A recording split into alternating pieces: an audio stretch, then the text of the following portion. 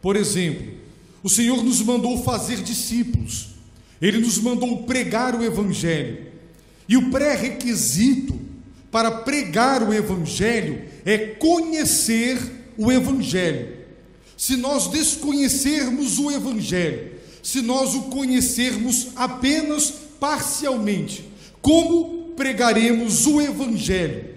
Ora, sendo o Evangelho o poder de Deus para a salvação daquele que crê, a única chance que o mundo terá de salvação é se a igreja conhecer o Evangelho e pregá-lo com fidelidade. Por isso, estudar a carta de Paulo aos Romanos é extremamente importante, porque este apóstolo nos deixou um testamento.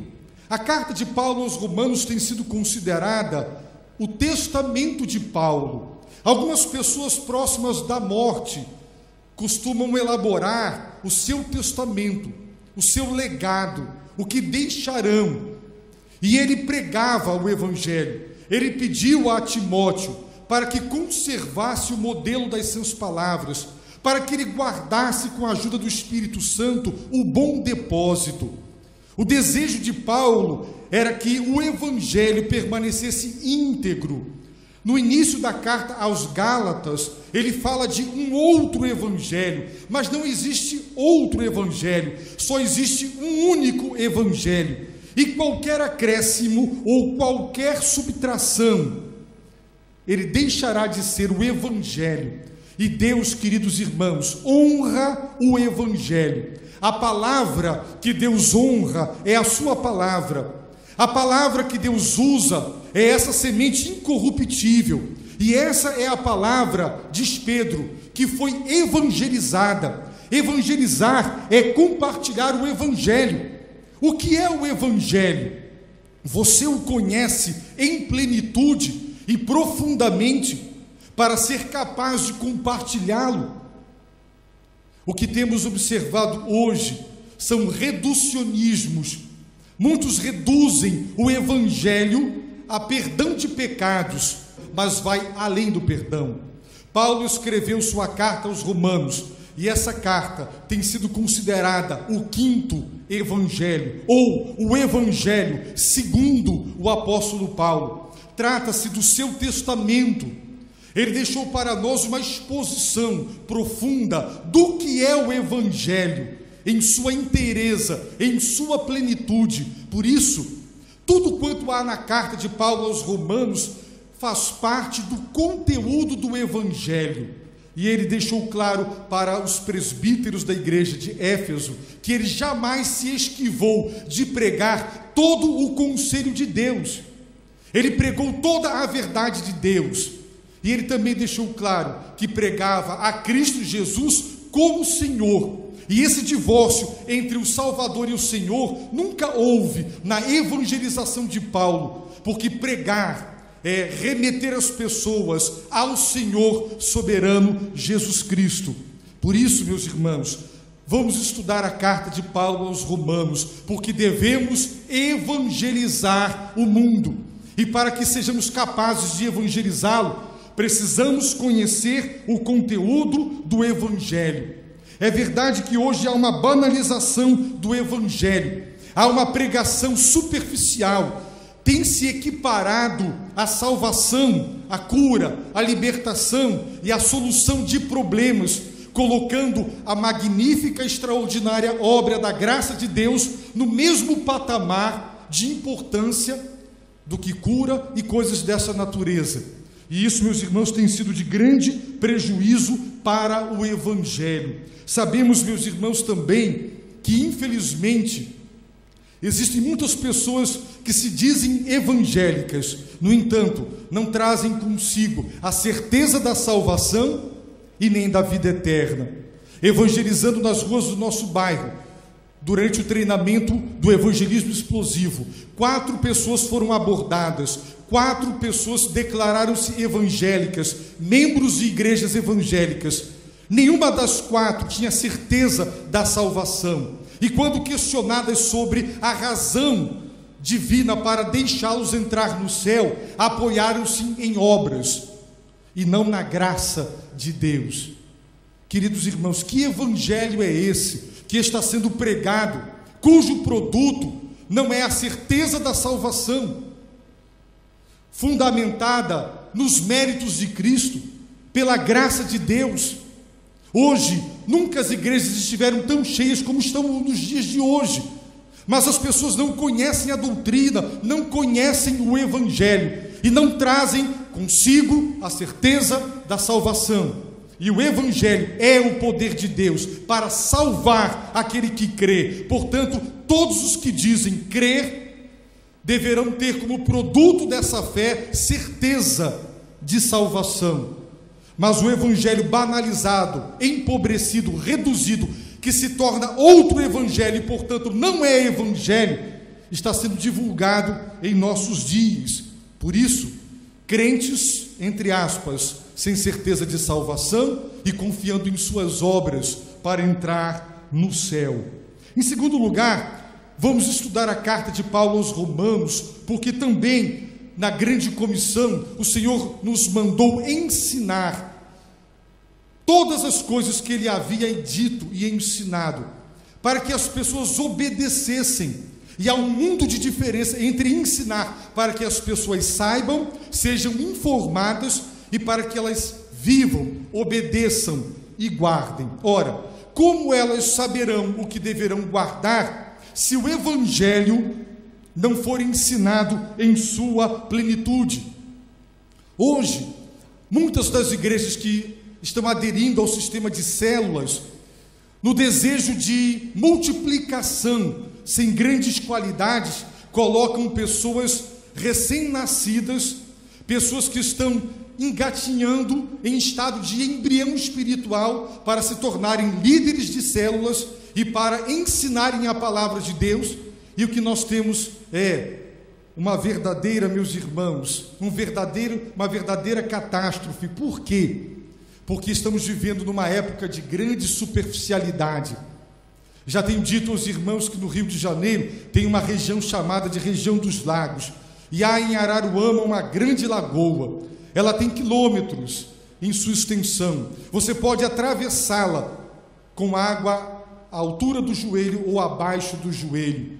Uma grande extensão, mas extremamente superficial. Hoje nós estamos vendo um número cada vez maior e crescente de igrejas e de evangélicos, mas a superficialidade no que diz respeito ao conhecimento das grandes doutrinas que são o alicerce da vida moral, da vida de piedade e da missão da igreja, são doutrinas esquecidas, desconhecidas e interpretadas equivocadamente.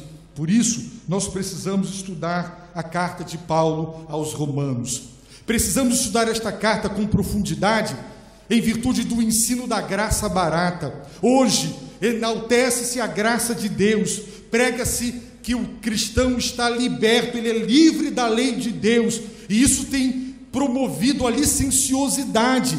No entanto, nós vamos aprender na carta de Paulo aos Romanos o papel da lei, dos mandamentos de Deus na vida do cristão. E nós vamos ver em que sentido não devemos encarar e guardar a lei e em qual sentido devemos.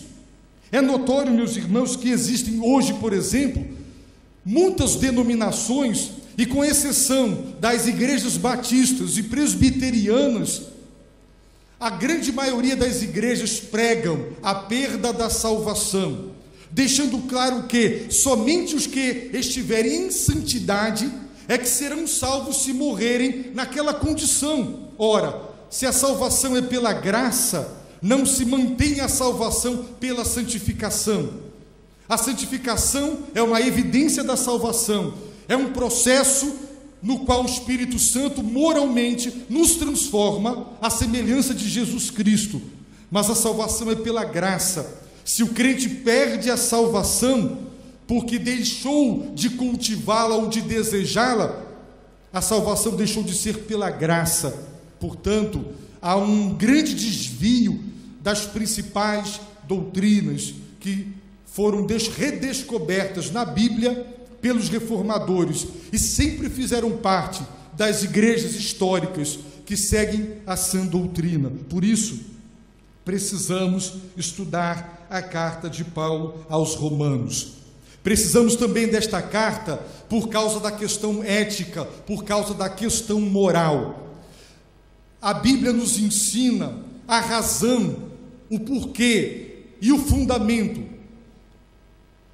Por que devo agir dessa maneira e não de outra? Existe uma razão de natureza doutrinária.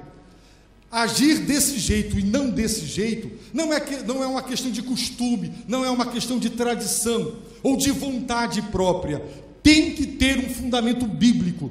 Toda ética bíblica é fundamentada na doutrina, e toda doutrina bíblica vai desaguar no campo moral, no campo ético. Então, há um vínculo estreito entre doutrina e vida moral. Por isso, Paulo dedicou seus 11 primeiros capítulos de sua carta aos Romanos para tratar da doutrina. Observem bem, 11 capítulos dedicados à doutrina. Então, a partir do capítulo 12 até o capítulo 16, as exortações morais, as exortações práticas, as orientações para a vida moral em família, no seio da igreja, na sociedade, a relação para com o Estado e temas dessa natureza.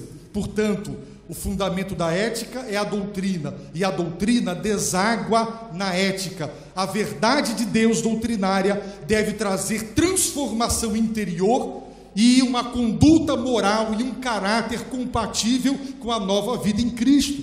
Por isso, precisamos estudar a carta de Paulo aos Romanos, para que fundamentemos todas as práticas morais na palavra, e não no que o homem acredita ser certo ou errado.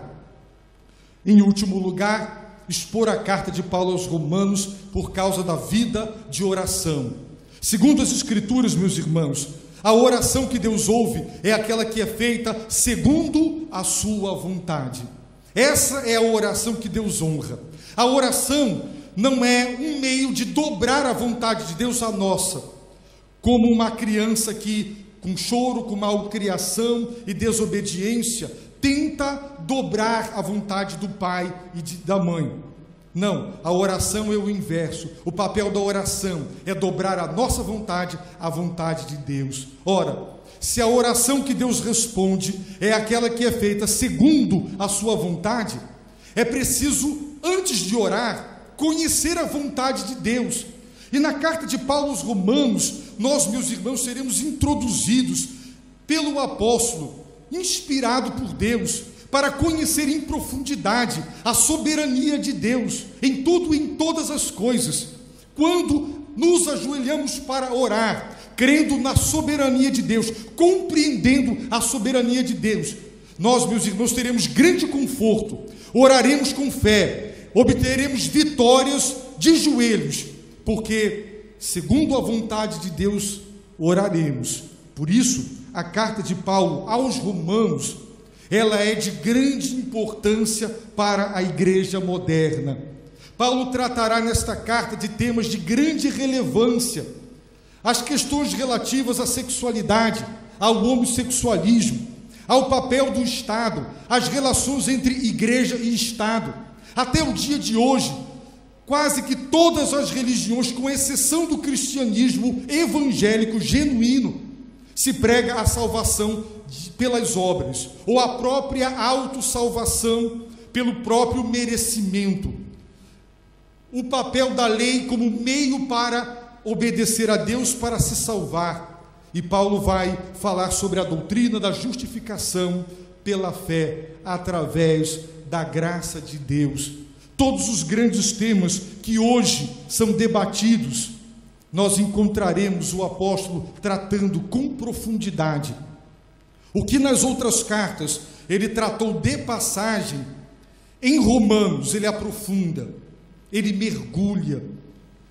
Por isso é considerado, a carta de Paulo aos Romanos é considerada o livro mais complexo, mais completo e mais difícil de se entender, de se pregar. No entanto, também tem sido considerado este livro a chave hermenêutica.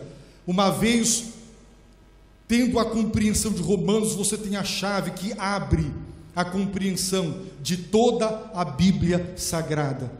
Portanto, meus irmãos, estudar a carta de Paulo aos Romanos é de grande relevância e importância para os nossos dias. Termino essa primeira parte introdutória respondendo à pergunta: por que expor a carta de Paulo aos Romanos? Por causa da missão da igreja.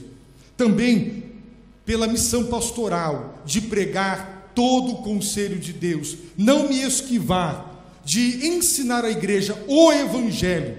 E aqui nós temos uma exposição profunda e extensa do que é o Evangelho de Jesus Cristo, que Paulo creu, que Paulo pregou e obedeceu. O mesmo Evangelho que hoje nós devemos crer, pregar e obedecer. Portanto, nós não vamos nos esquivar de doutrinas, de temas e de assuntos que foram abordados nesta carta, porque Paulo não se esquivou e Deus não quer que nós nos esquivemos. A segunda pergunta que vai nortear o nosso estudo introdutório desta manhã, a carta de Paulo aos Romanos, é: por que Paulo escreveu essa carta aos Romanos? Por quê? Em primeiro lugar, missão cumprida. Se os irmãos lerem o livro de Atos, observarão que as regiões, meus irmãos, da Galácia, da Macedônia, da Acaia e da Ásia, elas foram evangelizadas pelo trabalho missionário de Paulo. Vidas foram salvas, igrejas foram plantadas. Paulo estabeleceu presbíteros, líderes espirituais para cuidarem do rebanho. Ora, uma vez que a sua missão naquele lugar, naquela região, estava cumprida, agora Paulo almejava um novo campo de trabalho, porque sua missão naquela região havia sido cumprida. Seu primeiro plano evangelístico estava concretizado com êxito após suas 3 viagens missionárias. Agora Paulo, seguindo um princípio que veremos daqui a pouco, de não construir e realizar seu trabalho onde algum apóstolo já tivesse feito, Paulo, meus irmãos, quer um campo pioneiro, um campo novo, um novo campo. E nós vamos ver que este campo que Deus colocou no seu coração foi a Espanha. A Espanha seria o novo campo, uma cidade no Ocidente muito importante, estratégica para a evangelização ocidental. Agora Paulo sonha com a Espanha, deseja estar naquela colônia romana que era considerado o principal baluarte da civilização romana naqueles dias. E Paulo, meus irmãos, tem esse projeto no seu coração, direção de Deus. No entanto, nós vamos observar também, quando averiguarmos algumas passagens, que entre a missão cumprida e o novo desafio missionário, Paulo tem 2 missões intermediárias. A primeira delas, concluir um trabalho que ele vinha fazendo há muito tempo. Em virtude de pobreza e de fome na Judéia, havia um clamor para que não se esquecesse dos pobres da Judéia em Jerusalém. E Paulo começou entre as igrejas gentílicas a levantar uma grande oferta de amor, e ele mesmo quis pessoalmente levá-la a Jerusalém e entregá-la aos líderes daquela igreja. Durante anos ele exortou, ele motivou as igrejas da Acaia e da Macedônia para ofertarem para os pobres de Jerusalém. E antes de ir à Espanha, ele primeiro quer chegar a Jerusalém, cumprir a sua tarefa, entregar a oferta. Então, disse ele, ir para a Espanha. Mas a segunda missão intermediária, disse ele, passar por Roma. E ele deixou claro que passaria de passagem. Paulo não iria ficar em Roma, porque ali já havia um trabalho organizado. E ele queria um campo novo, um novo campo, um campo pioneiro. Por isso ele disse: eu passarei por Roma antes de chegar à Espanha. E ele tinha alguns propósitos para chegar a Roma. É provável que, assim como Antioquia era a sede da obra missionária, nas 4 províncias mencionadas, Paulo desejasse que Roma se tornasse para o Ocidente, em termos de apoio e sustentação, a mesma sede, o mesmo apoio que Antioquia havia sido para as 4 regiões mencionadas. Paulo queria as orações, o encorajamento, o conforto, a ajuda espiritual daquela igreja. Por isso, ele, antes de chegar à Espanha, passaria por Jerusalém, e ele também, meus irmãos, passaria por Roma. Na cidade de Roma havia uma igreja. Essa igreja não havia sido plantada por Paulo e por nenhum apóstolo de Jesus Cristo. É muito provável que, de acordo com o livro de Atos 2, quando Pedro pregou seu primeiro sermão, está registrado que tinham judeus da cidade de Roma. Haviam lá pessoas ouvindo a palavra. E como todos os caminhos levavam a Roma, o evangelho chegou muito cedo à capital. E é muito provável que a igreja de Roma havia sido plantada por cristãos comuns, gente como vocês e eu, pessoas que ouviram a palavra, se converteram, voltaram para a sua cidade e continuaram a pregar, e Deus começou a salvar vidas. Os historiadores afirmam que haviam milhares de judeus em Roma, no 2º século antes de Cristo. Eles haviam sido expulsos da cidade, depois voltaram e cresceram e se tornaram ainda em número maior. Paulo, no capítulo 18 de Atos, encontra Priscila e Áquila. Por quê? Porque havia um outro decreto do imperador romano que havia expulsado de Roma todos os cristãos e todos os judeus. E, meus irmãos, é muito provável que essa expulsão dos judeus de Roma, fossem cristãos ou não, era consequência de tumultos e de intrigas e de problemas entre eles. E existem algumas menções em declarações históricas de que havia uma revolução, um problema acontecendo em Roma, instigado por um homem chamado Cresto, ou Crestus. E esta palavra, este nome Crestus, era uma variante ortográfica da palavra Christus.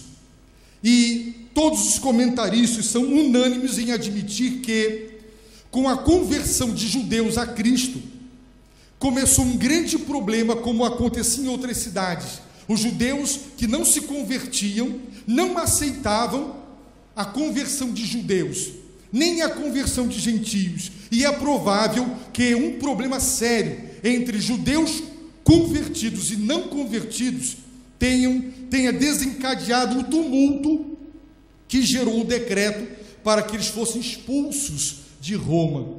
No entanto, esse decreto caiu por terra, e os historiadores dizem que eles voltaram em grande número, em número ainda maior, para Roma. Fato é que Paulo, depois de passar pela região da Macedônia e chegar à Grécia e à cidade de Corinto, antes de partir para Mileto, onde ele se encontrou com os presbíteros, antes de ir para Jerusalém, ele tenha escrito em Corinto a sua carta aos romanos.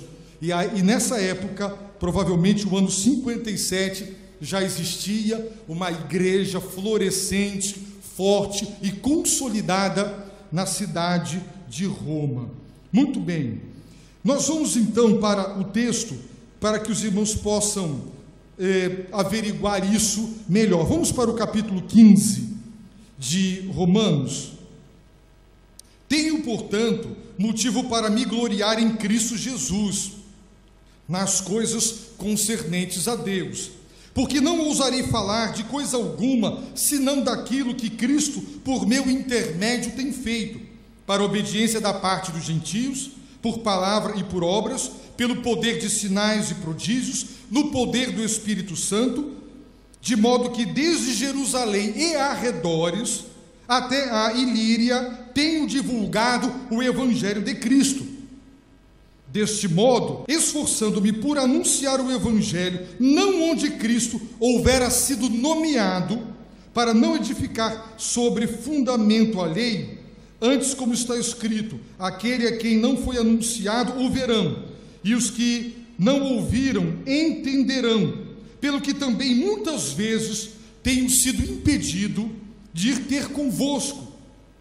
Mas agora, não tendo mais o que me detenha nestas regiões, e tendo já há muitos anos grande desejo de visitar-vos, eu o farei quando for à Espanha, pois espero ver-vos de passagem, e por vós ser encaminhado para lá, depois de ter gozado um pouco da vossa companhia. Mas agora vou a Jerusalém para ministrar aos santos, porque pareceu bem à Macedônia e à Acaia levantar uma oferta fraternal para os pobres dentre os santos que estão em Jerusalém. Isto, pois, lhes pareceu bem, como devedores que são para com eles, porque se os gentios foram participantes das bênçãos espirituais dos judeus, devem também servir a estes com as materiais. Tendo, pois, concluído isto, e havendo-lhes consignado esse fruto, de lá, passando por vós, irei à Espanha. E bem sei que, quando for visitar-vos, chegarei na plenitude da bênção de Cristo.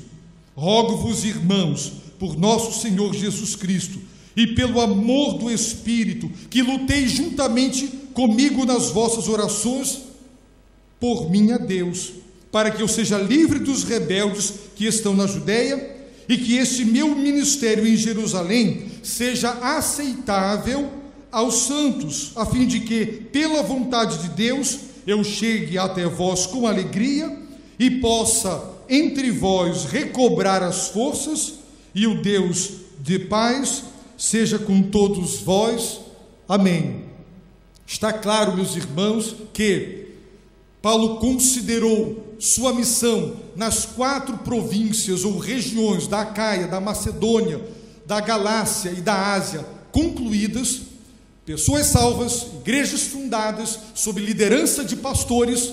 Agora ele não quer começar um trabalho em algum campo que algum apóstolo já estivesse trabalhando. Não queria ele edificar sobre fundamento alheio, queria um campo pioneiro, um campo onde nunca ninguém tivesse ouvido ou visto o Evangelho, para que os gentios conhecessem a graça salvadora de Deus. Portanto, a Espanha era seu alvo.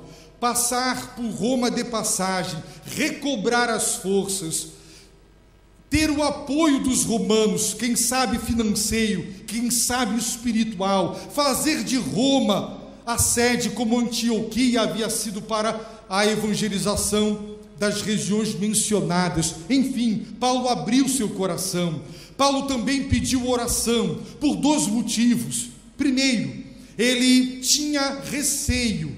Ele estava levando uma oferta de igrejas gentílicas para a igreja de Jerusalém, a igreja mãe. Será que a igreja mãe, liderada por Tiago, irmão de Jesus Cristo, autor da carta que encontramos aqui no Novo Testamento, será que eles aceitariam uma oferta que era proveniente dos gentios? Paulo era acusado de denegrir a imagem de Moisés, de pregar contra a lei. Havia um grande problema teológico entre judeus convertidos e cristãos gentios, no que diz respeito ao papel da lei para aqueles que foram salvos pela graça. Paulo tinha receio de que seu ministério fosse recusado, e ele pede oração para que a igreja mãe não recusasse, e a igreja mãe com as igrejas gentílicas tivessem os laços cada vez mais estreitos. Paulo também temia os perigos.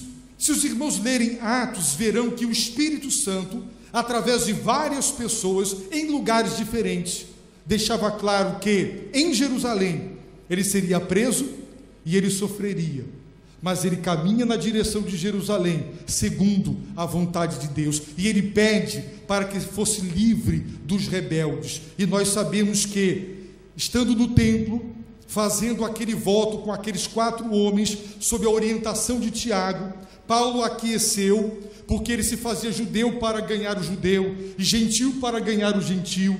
Ele foi pego dentro do templo, só não foi linchado, porque havia sido salvo pelo comandante, foi preso, foi transportado para Cesareia e ficou durante 2 anos preso ali, até que ele, lançando mão da cidadania romana, apela para ser julgado por César.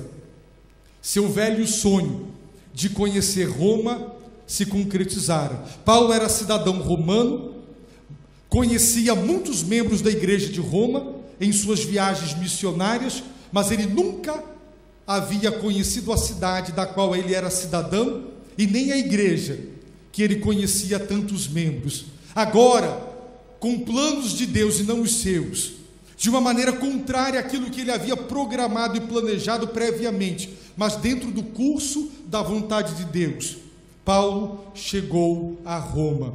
O livro de Atos termina com Paulo preso, mas pregando com liberdade o evangelho. Segundo a tradição, que tem forte fundamento, quando Paulo no ano 60 desembarcou no sul da Itália, ele foi recebido por um grande número de cristãos da igreja de Roma, que o recepcionaram com todo carinho e o conduziram até a cidade, embora escoltado e preso. Não sabemos, meus irmãos, o que aconteceu exatamente depois.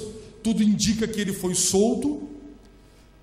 Existem alguns escritos do 2º século que afirmam, são livros apócrifos, que ele realizou um sonho e foi à Espanha, mas não se sabe ao certo se isso aconteceu. Novamente foi preso e decapitado por Nero na própria cidade de Roma.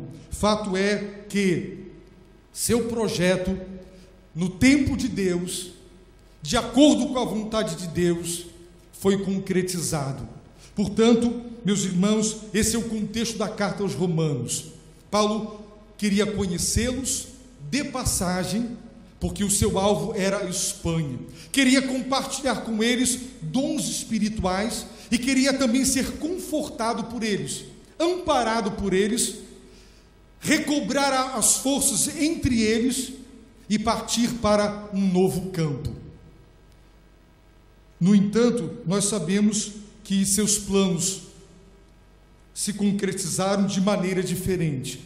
Vamos abrir em Romanos capítulo 16, a partir do verso 22 e verso 23. Paulo escreveu esta carta na cidade de Corinto. Ele diz assim: eu, Tércio, que escrevo esta carta, vos saúdo no Senhor. Paulo ditou a carta e Tércio escreveu a carta. Saúda-vos Gaio, hospedeiro meu e de toda a igreja. Saúda-vos Erasto, tesoureiro da cidade, e também o irmão Quarto. Portanto, Paulo estava na casa de Gaio, seu hospedeiro. Vamos abrir a Bíblia em Atos 20. Antes vamos ao capítulo 19, verso 21.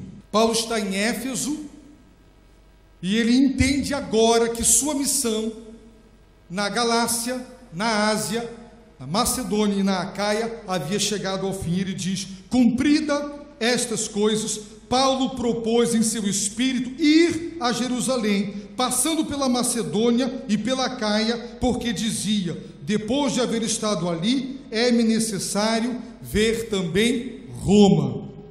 Agora capítulo 20 de Atos. Depois que cessou o alvoroço em Éfeso, Paulo mandou chamar os discípulos e, tendo-os exortado, despediu-se e partiu para a Macedônia. E, havendo andado por aquelas regiões, exortando os discípulos com muitas palavras, veio à Grécia. Depois de passar ali 3 meses, visto terem os judeus armado uma cilada contra ele, quando ia embarcar para a Síria, determinou voltar pela Macedônia. Foram nesses 3 meses, hospedado na casa de Gaio, segundo Romanos capítulo 16, que Paulo escreveu a sua carta aos Romanos. Essa carta foi escrita antes de viajar para Jerusalém. E aqui, meus irmãos, foi o lugar onde Paulo, provavelmente, como tem sido unânime entre os estudiosos admitir, ele escreveu sua carta. Portanto, quando ele viajou para Jerusalém, antes parou em Mileto, mandou chamar os presbíteros, deu aquela maravilhosa palavra pastoral e ele prosseguiu até chegar em Jerusalém. A carta de Paulo aos Romanos foi escrita exatamente nesse momento. Ele saiu de Éfeso, foi para, como diz o texto, a Macedônia, chegou à Grécia e então a cidade de Corinto e ficou hospedado na casa de Gaio por 3 meses e produziu o seu testamento. Meus irmãos, Paulo, conforme ele deixou claro no capítulo 15 e 16 de Romanos, e também de acordo com o livro de Atos, sabia dos grandes e graves perigos que o aguardavam em Jerusalém. O Espírito Santo, através de profetas e profetisas, avisava que ele sofreria e seria preso. Sabendo que poderia morrer, Paulo então escreve a sua carta aos Romanos, e ela é considerada o testamento de Paulo para a igreja de Jesus Cristo. Por isso, meus irmãos, eu quero terminar esta introdução lendo para os irmãos e compartilhando com os irmãos o impacto da carta de Paulo aos Romanos na transformação de muitas vidas. Essa carta, meus irmãos, tem sido o principal livro de toda a Bíblia Sagrada na história da igreja. Nenhuma outra carta foi usada por Deus de maneira tão profunda e tão poderosa como a carta de Paulo aos Romanos, porque, como disse aos irmãos, ele tratou em profundidade todas as grandes doutrinas, e ele deixou esse legado, esse patrimônio, presente de Deus a nós através de Paulo. Paulo fez uma exposição do evangelho que ele pregava, e se nós quisermos ser fiéis ao evangelho, precisamos conhecer profundamente a carta de Paulo aos Romanos, porque ela é o 5º evangelho. Primeiramente, eu quero narrar para os irmãos a experiência de Agostinho. Agostinho foi, meus irmãos, com certeza o maior teólogo de todos os tempos. Desde o apóstolo Paulo até Agostinho no 4º século, ele foi a mente mais brilhante de todos os tempos. Toda a teologia católica e protestante estão fundamentadas em Agostinho.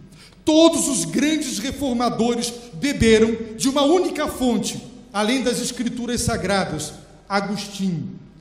Quem determinou toda a estrutura teológica do Ocidente foi Agostinho. O que quer que os batistas hoje digam e os cristãos genuínos digam, Agostinho pensou. Portanto, é um grande gigante da fé.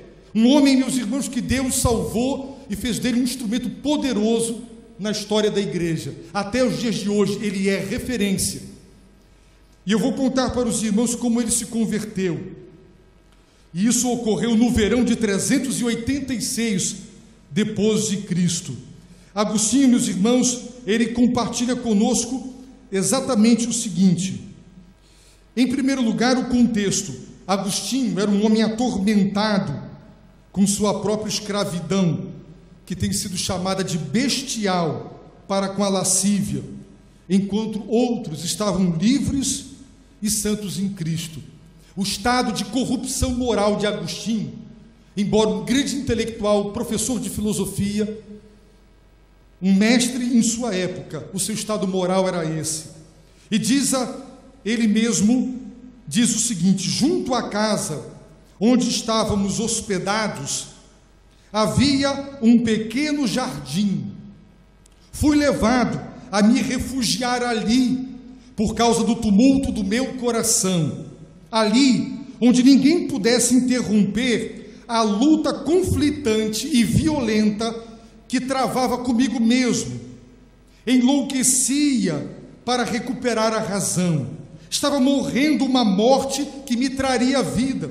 Estava fora de mim, furioso, dominado por uma raiva violentíssima para comigo mesmo, por não ceder à tua vontade e entrar na tua aliança. Arrancava meus cabelos e batia na testa com os punhos cerrados.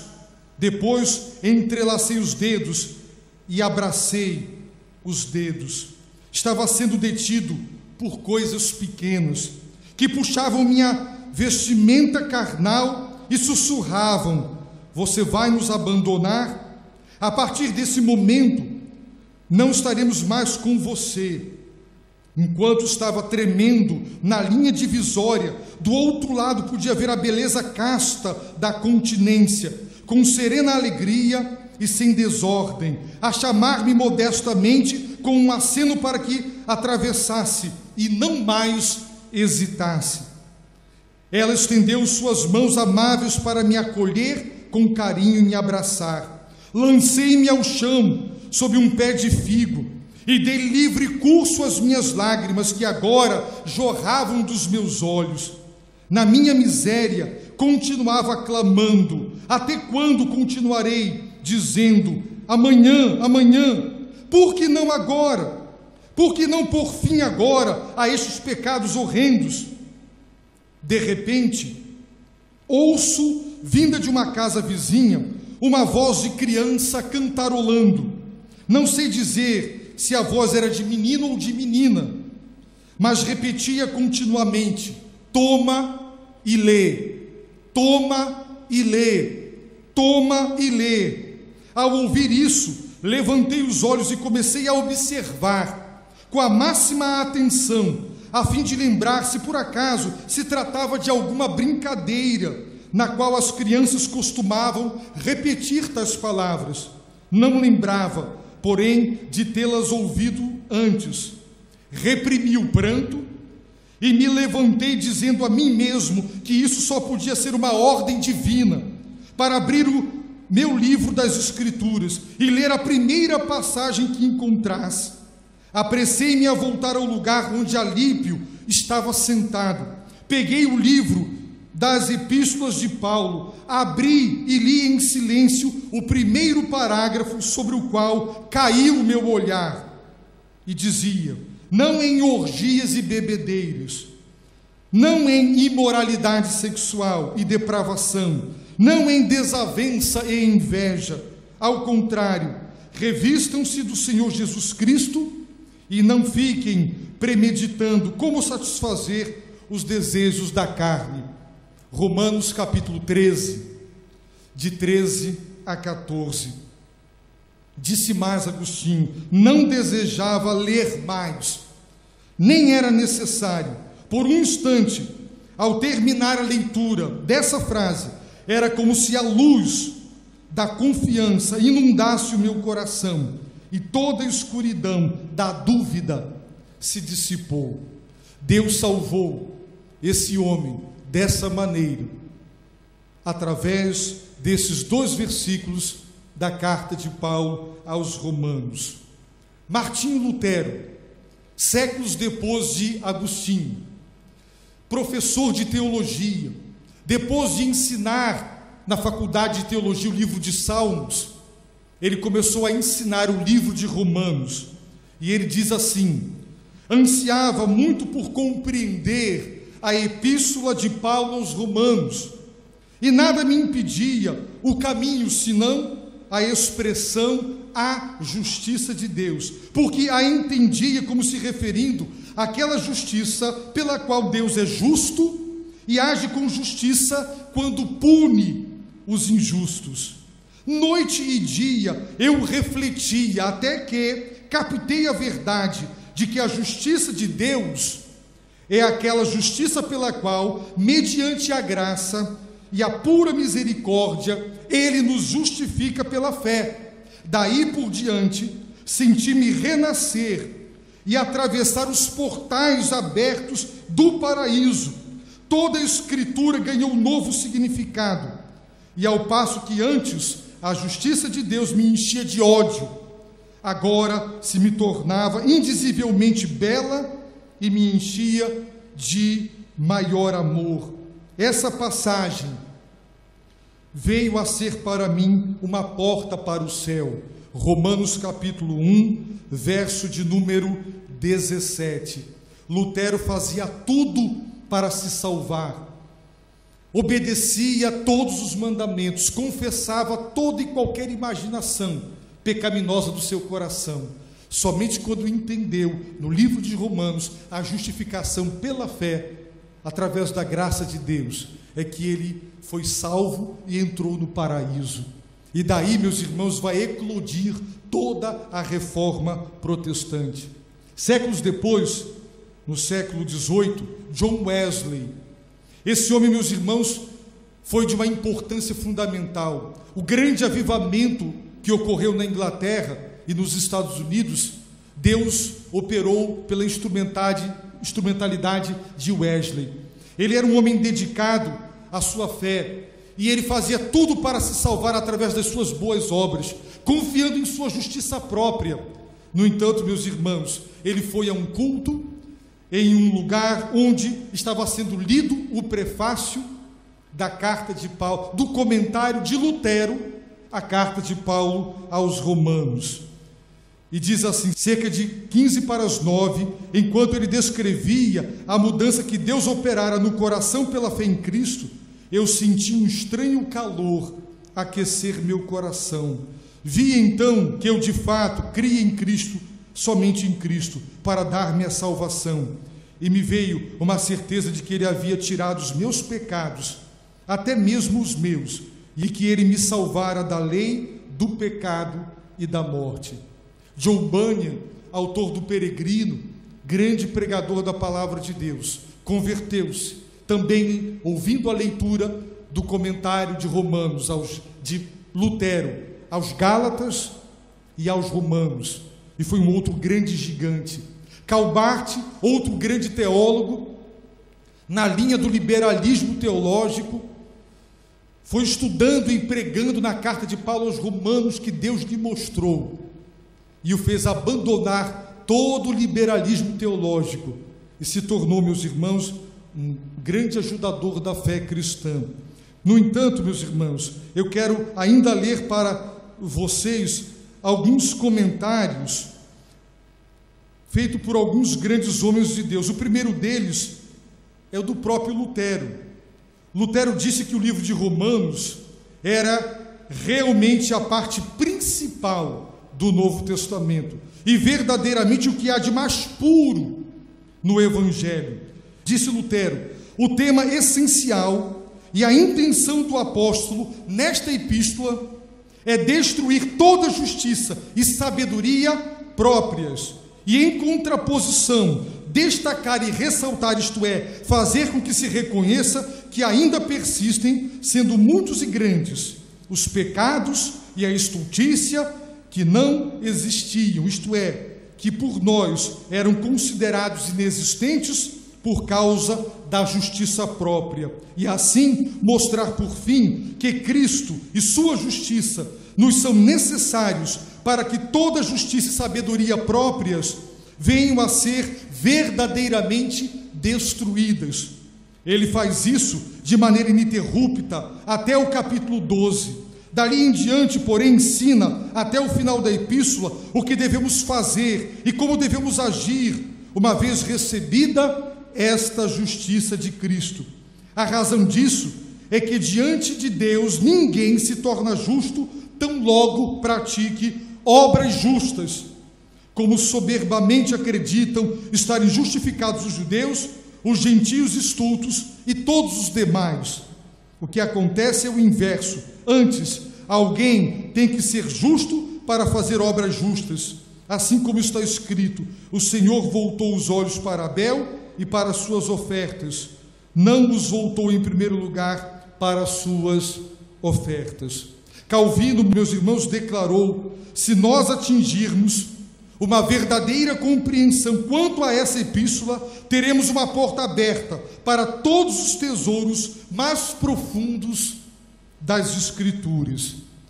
William Tyndale principal tradutor da Bíblia para o inglês, disse: visto que a epístola é a principal e a mais excelente parte do Novo Testamento e o mais puro evangelho, quer dizer, boas novas, e aquilo que chamamos de evangelho, como também luz e caminho que penetra o conjunto da Escritura, creio que convém que todo cristão não somente a conheça de cor, mas também se exercite nela e sem cessar, como se fosse pão cotidiano da alma.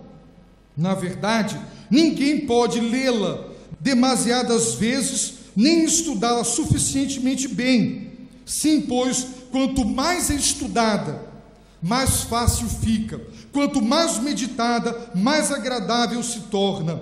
E quanto mais profundamente é pesquisada, mais coisas preciosas se encontram nela. Tão grande é o tesouro de bens espirituais que nela jaz oculto.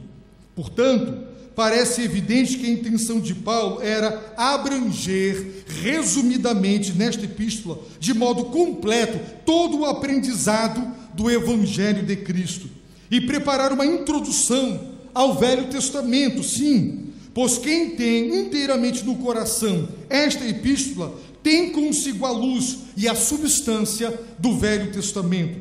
Daí que todos os homens, sem exceção, se exercitem nela com diligência e a recordem noite e dia, até se familiarizarem com ela completamente. John Stott afirmou sobre a carta de Paulo aos Romanos: a mais completa, a mais pura e a mais grandiosa declaração do Novo Testamento. Sua mensagem não é que o homem nasceu livre, mas em todo e qualquer lugar encontra-se encarcerado, como diz Rousseau no início do seu Contrato Social de 1762. Pelo contrário, é a mensagem de que os seres humanos nascem em pecado e escravidão, mas que Jesus Cristo veio para libertá-los.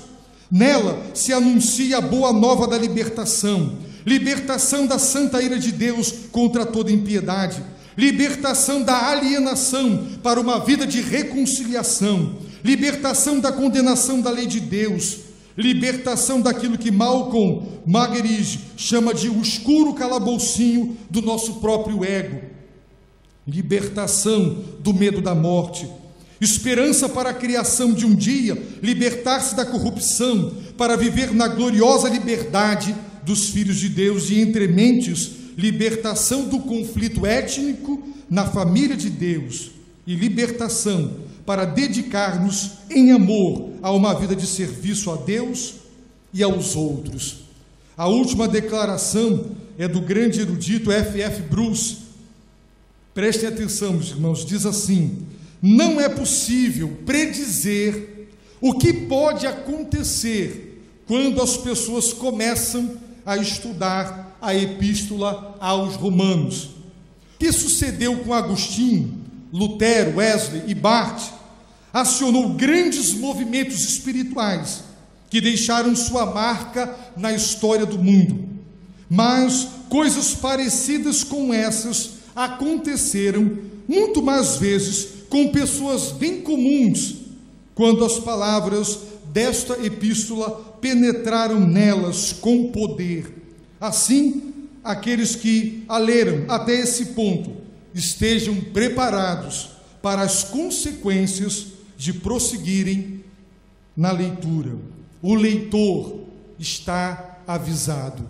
A minha oração, meus irmãos, é que esta última declaração: não é possível predizer o que pode acontecer quando se estuda a epístola aos Romanos, que o que Deus fez nestes grandes gigantes, que Deus levante outros grandes homens aqui e mulheres. A minha oração, meus irmãos, é que também pessoas comuns sejam transformadas e que Deus, durante o tempo, não sei quanto tempo, levaremos para expor toda essa epístola, Ele possa salvar vidas, edificar a igreja e, se lhe aprouver, conceder um grande derramamento do seu Espírito sobre a igreja, avivando o coração do seu povo, dinamizando a igreja na direção do mundo perdido, com essa mensagem de poder, o Evangelho. Se assim aprouver a Deus, ficaremos muito felizes. Fato é que é um empreendimento para o qual, sem oração, nós não conseguiremos levar a termo. Por isso eu conto com as orações da igreja e peço aos irmãos que estudem, que leiam em uma, em duas, em três versões e lancem mão de todo o material que dispuserem para conhecer. E que Deus nos conceda a graça, meus irmãos, de ouvir a sua voz e de sermos por Ele abençoados, estudando o quinto Evangelho, esse testamento, o legado de Paulo à Igreja de Cristo, a carta aos Romanos. Oremos. Nós te agradecemos, Senhor, por tua preciosa palavra. Obrigado porque do Senhor essa carta procedeu, do seu Espírito. Obrigado porque o Senhor salvou o apóstolo, fez de Saulo de Tarso o apóstolo aos gentios, e por ele, Deus, tu nos desse essa palavra tão maravilhosa. Deus, abre nosso ser para a tua palavra, abre a tua palavra para o nosso ser, concede-nos a graça de contemplar a manifestação do teu poder, do poder do teu Espírito, mediante a pregação desta carta. Essa é a nossa oração, em nome de Jesus, amém.